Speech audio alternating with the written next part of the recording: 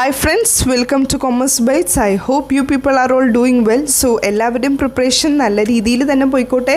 നമ്മൾക്കിനി ആകെ മുന്നിലുള്ളത് ഒരേ ഒരു ദിവസമാണ്. സോ ഈ ഒരു ദിവസത്തിന് നല്ല രീതിയിൽ പ്രിപ്പയർ ചെയ്യുക, നല്ല രീതിയിൽ previous year question papers work out ചെയ്യുക. ഇനി പുതിയതായിട്ടൊന്നും പഠിക്കാതെ പഠിച്ചത് തന്നെ വീണ്ടും വീണ്ടും റിവൈസ് ചെയ്തുകൊണ്ടിരുന്നാൽ മാത്രം മതി.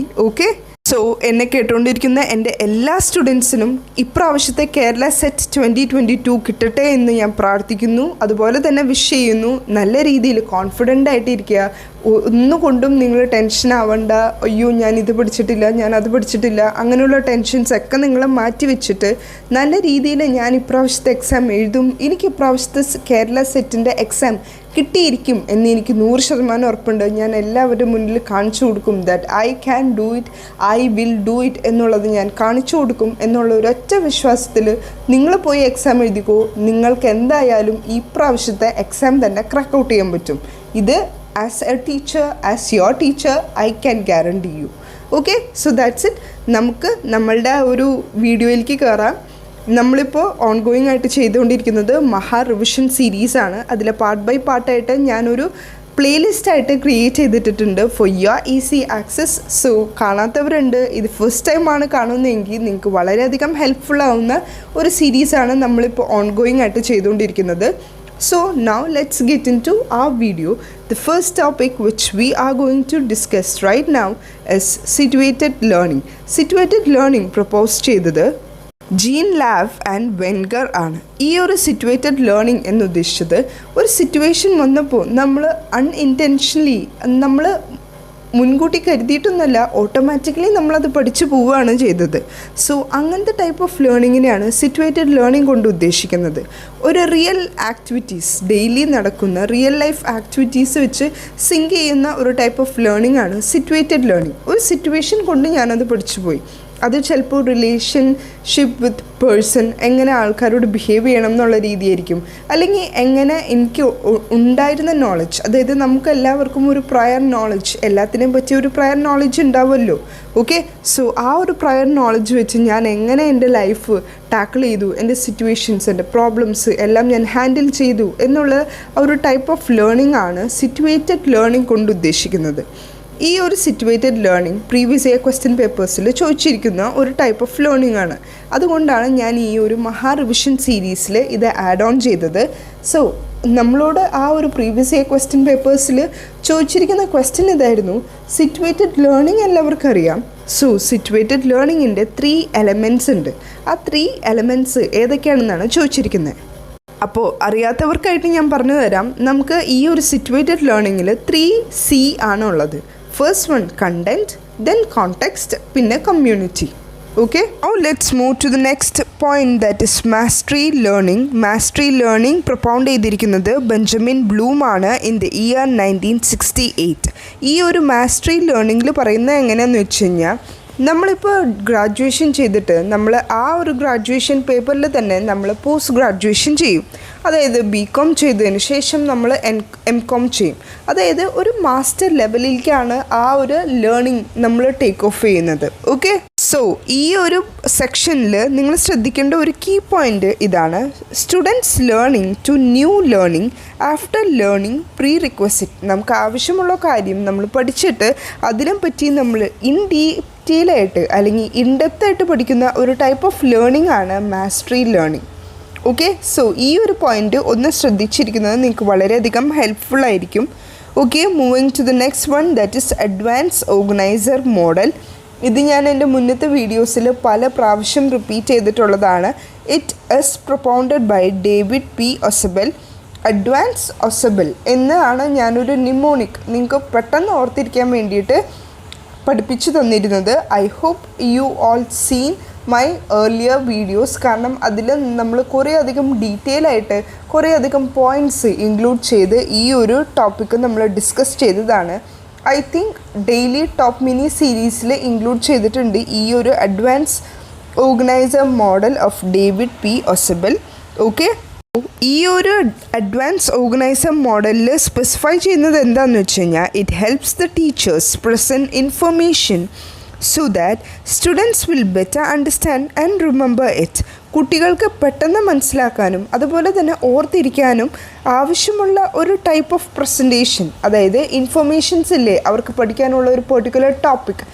ഇപ്പോൾ കുറേയധികം ടീച്ചേഴ്സ് ഇൻക്ലൂഡിങ് മീ, ഞാൻ നിങ്ങൾക്ക് ഹയർ എഡ്യൂക്കേഷൻ സീരീസിൽ ഒരു പ്രീ ഇൻഡിപെൻഡൻസ് സെക്ഷനിൽ നമുക്ക് കുറച്ച് ടോപ്പിക്സ് കുറച്ച് റഫായിട്ട് ഒരു ഡ്രൈ ഏരിയ ടോപ്പിക്സ് ഉണ്ടായിരുന്നു.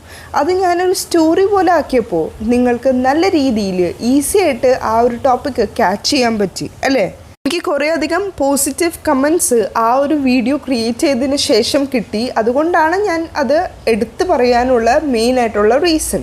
ഓക്കെ, സോ അപ്പോൾ ഞാൻ നല്ല രീതിയിൽ ആ ഒരു സ്റ്റോറി പോലെ അതൊന്ന് ക്രിയേറ്റ് ചെയ്തിട്ടപ്പോൾ കുറേയധികം സ്റ്റുഡൻസിന് അത് ഹെൽപ്ഫുള്ളായി, അതുപോലെ തന്നെ യൂസ്ഫുള്ളുമായി. അതുപോലെയാണ് advance organiser model David P Ausubel specify ചെയ്തിരിക്കുന്നത്. അതായത് ടീച്ചേഴ്സ് ഇൻഫർമേഷൻസ് നല്ല രീതിയിൽ കുട്ടികൾക്ക് മനസ്സിലാവുന്ന രീതിയിൽ, അതുപോലെ തന്നെ പെട്ടെന്ന് ഓർത്തിരിക്കാൻ പറ്റുന്ന രീതിയിൽ കണക്ട് ചെയ്താണ് അവർ ആ ഒരു പ്രസൻറ്റേഷൻ നടത്തുന്നത്. ഓക്കെ, സോ അതാണ് advance organiser model. Understood? So the next one is instructional scaffolding.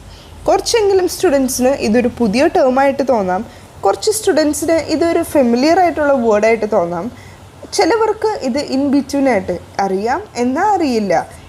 Instruction എന്താണെന്ന് എല്ലാവർക്കും അറിയാം, അതായത് ഓർഡർ കൊടുക്കുക എന്നുള്ള മീനിങ് ആണ് ഇൻസ്ട്രക്ഷൻ കൊണ്ട് ഉദ്ദേശിക്കുന്നത്. ഈ സ്കാഫോൾഡിങ് എന്താണ്, അതാണ് നമ്മൾ നോക്കേണ്ടത്. ഓക്കെ, സോ ഇൻസ്ട്രക്ഷണൽ സ്കാഫോൾഡിങ് എന്ന് പറയുന്നത് teacher add support for the students in order to enhance the learning and aid in mastery of the task. ഇതിന് ബെസ്റ്റ് എക്സാമ്പിൾ എനിക്ക് പറയാൻ പറ്റുന്നത്, നമ്മൾ ഒരു 8th 9th 10th കാലഘട്ടത്തിലൊക്കെ നമ്മൾ കൂടുതലും സയൻസ്, കെമിസ്ട്രി ആയിക്കോട്ടെ, ഫിസിക്സ് ആയിക്കോട്ടെ, ബയോളജി ആയിക്കോട്ടെ, നമ്മൾ കൂടുതലും കെമിസ്ട്രി ലാബ് അതുപോലെയുള്ള സയൻസ് ലാബിൽ പോയിട്ടുണ്ടാവും, റൈറ്റ്? സോ ഈ ഒരു എക്സ്പെരിമെൻ്റൊക്കെ കെമിസ്ട്രിയിൽ നമ്മളൊരു എക്സ്പെരിമെൻ്റൊക്കെ കണ്ടക്ട് ചെയ്യുന്നതിന് മുന്നേ നമ്മളുടെ റെക്കോർഡ് എഴുതി നമ്മൾ ടീച്ചറിന് സബ്മിറ്റ് ചെയ്തിട്ടുണ്ടാവും. അല്ലെങ്കിൽ റെക്കോർഡിൽ നമ്മൾ ചെയ്യാൻ പോകുന്ന ആ ഒരു ടെസ്റ്റ് ട്യൂബിൽ എന്തൊക്കെ സൊല്യൂഷനാണ് ആഡ് ഓൺ ചെയ്യേണ്ടത്, അപ്പോൾ ആഡ് ചെയ്ത് കഴിയുമ്പോൾ എന്ത് സൊല്യൂഷനിലേക്കാണ് ആവുന്നത്, അസിഡിക് ആവോ, ബേസിക് ആവോ, അങ്ങനെ ഇങ്ങനെ കുറച്ച് കാര്യങ്ങൾ നമ്മളുടെ 8th 9th 10th നമ്മൾ പഠിച്ചിട്ടുണ്ട്. സോ ആ ഒരു ടൈപ്പ് ഓഫ് നോളജാണ്, അല്ലെങ്കിൽ ആ ഒരു പീസ് ഓഫ് ഇൻഫർമേഷനെയാണ് ഇൻസ്ട്രക്ഷണൽ സ്കാഫോൾഡിങ് എന്ന് പറയുന്നത്. ഒരു സപ്പോർട്ടായിട്ട് ഒരു ഞാനിപ്പോൾ പറയില്ലേ, നിങ്ങളുടെ ഈ ഒരു എക്സാം പ്രിപ്പറേഷന് ഞാൻ നിങ്ങൾക്കൊരു സപ്പോർട്ടിങ് ഫാക്ടറാണ്. നിങ്ങളുടെ ആ ഒരു എക്സാം പ്രിപ്പറേഷൻ ഒന്ന് എൻഹാൻസ് ചെയ്യിക്കാൻ, ഒരു നെക്സ്റ്റ് ലെവലിലേക്ക് എടുക്കാൻ വേണ്ടിയിട്ടാണ് ഞാനെപ്പോഴും എൻ്റെ വീഡിയോ ക്രിയേറ്റ് ചെയ്യുന്നത്. സോ അത് തന്നെയാണ് ഇൻസ്ട്രക്ഷണൽ സ്കാഫോൾഡിങ്. അതായത് നമ്മളിപ്പോൾ ഒരു എക്സ്പെരിമെൻ്റ് ഹാളിലേക്ക് നമ്മൾ പോയി, ഒരു സയൻസ് ലാബിലേക്ക് നമ്മൾ എൻ്റർ ചെയ്തു. അപ്പോൾ ആ ഒരു എക്സ്പെരിമെൻറ്റ് കണ്ടക്ട് ചെയ്യുന്നതിന് മുന്നേ നമുക്കതിനെപ്പറ്റി ഒരു ബ്രീഫ് ഐഡിയ, നമ്മൾ എന്തൊക്കെയാണ് ചെയ്യാൻ പോകുന്നത് എന്നുള്ള ആ ഒരു ബ്രീഫ് പിക്ചർ നമ്മളുടെ മൈൻഡിലേക്ക് എത്തിക്കുക എന്നുള്ളതാണ് ഇൻസ്ട്രക്ഷണൽ സ്കാഫോൾഡിംഗ് കൊണ്ട് ഉദ്ദേശിക്കുന്നത്. So the teacher adds support for the students in order to enhance the learning and aid in mastery of task. ഇത്രയും നിങ്ങൾക്ക് മനസ്സിലായി എന്ന് ഞാൻ വിശ്വസിക്കുന്നു. Moving to the next type of learning, that is discovery learning. Discovery learning propound ചെയ്തിരിക്കുന്നത് Bruner ആണ്. ഈ ഒരു ഡിസ്കവറി ലേണിംഗ് ആ ഒരു വേർഡിൽ തന്നെ it's clearly defined that discovery learning പഠിക്കുന്ന ഒരു കാര്യമാണ്. സെക്കൻഡ് പോയിന്റ് പറഞ്ഞത് ഡിസ്കവറി ലേണിംഗ് ആണ്. ലേണിംഗ് എന്ന് വെച്ച് കഴിഞ്ഞാൽ എന്താ, പഠിക്കുക. ഡിസ്കവറി എന്ന് വെച്ചാൽ എന്താ, നമ്മൾ തന്നെ കണ്ടുപിടിക്കുക. ടു ഡിസ്കവർ, നമ്മൾ തന്നെ ഫൈൻഡ് ഔട്ട് ചെയ്യുക ഇൻഫോർമേഷൻസ്. നമ്മൾ ഫൈൻഡ് ഔട്ട് ചെയ്യുക എന്ന് പറയുമ്പോൾ നമ്മൾക്ക് ഗൂഗിളുണ്ട്, അതുപോലെ തന്നെ കുറേ അധികം ബുക്സ് റെഫർ ചെയ്ത് നമുക്ക് കണ്ടുപിടിക്കാം.